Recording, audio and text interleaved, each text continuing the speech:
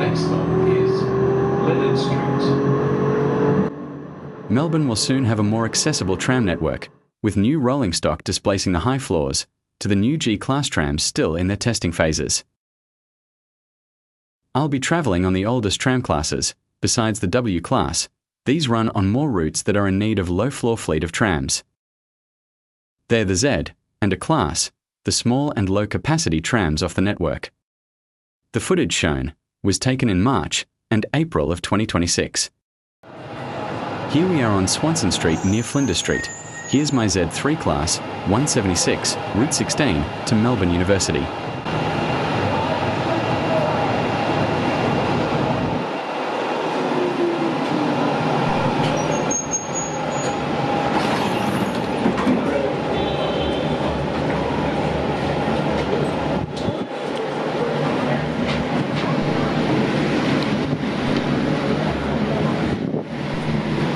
The routes that these trams run are here.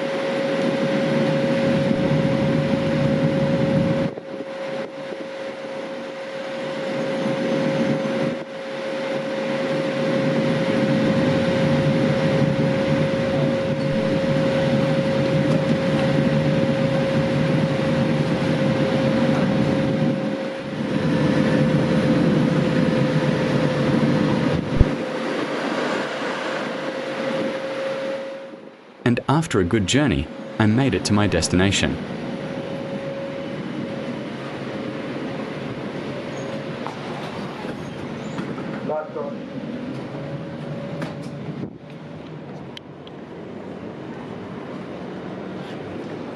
So, what did I think of the Z-Class?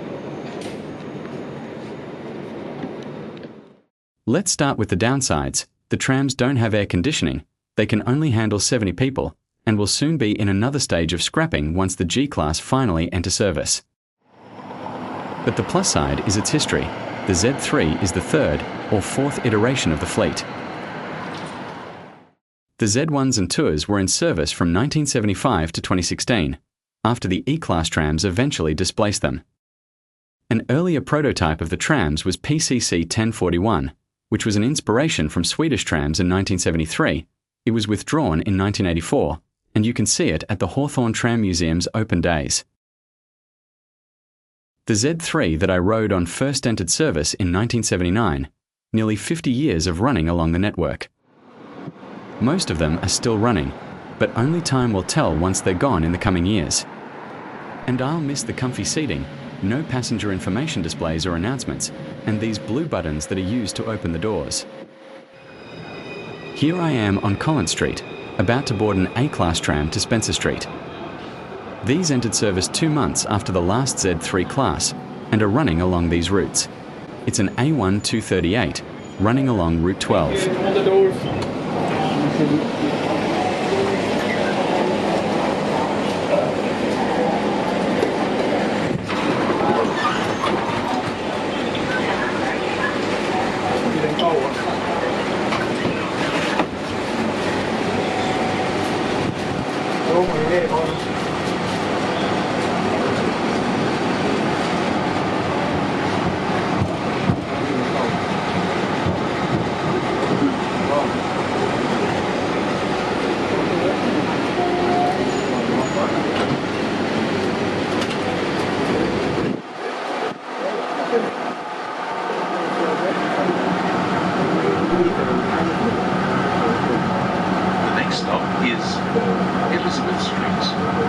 Stop 5. Change here for route 19.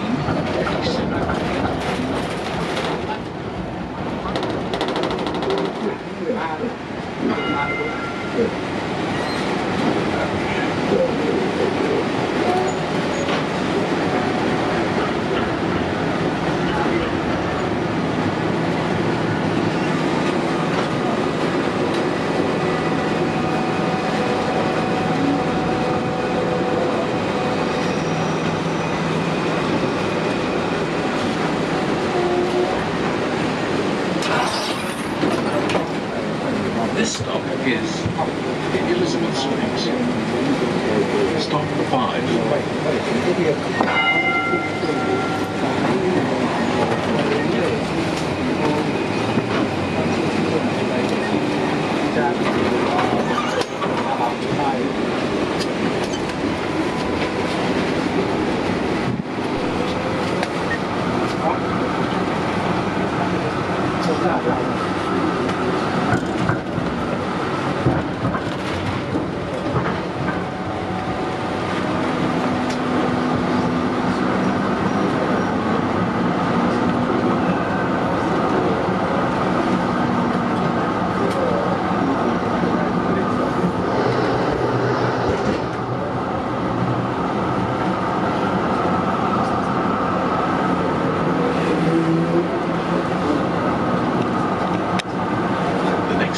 Is William Street.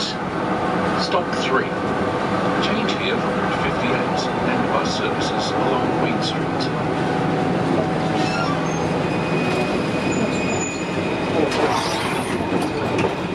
This stop is William Street.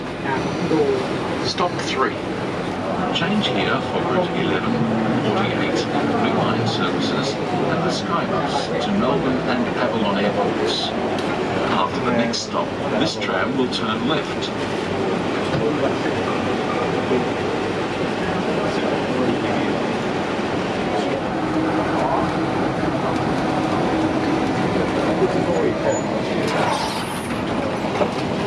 This